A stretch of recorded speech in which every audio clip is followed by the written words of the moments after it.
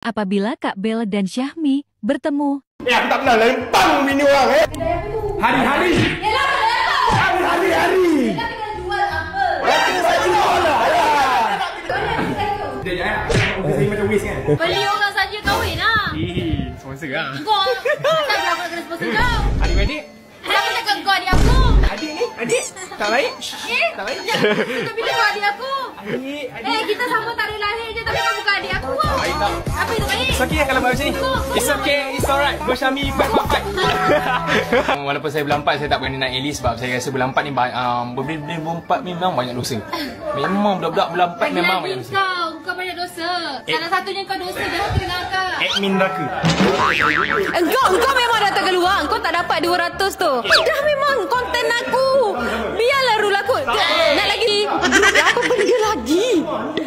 Engkau dah kalah-kalah. Saya pun tak pandang lagi. Kalau aku cakap tak boleh lah.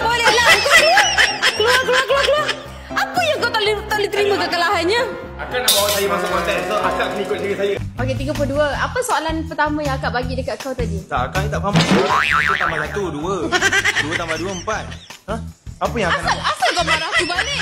Ini konten aku. Kan cikgu kat sekolah saya. Sabar.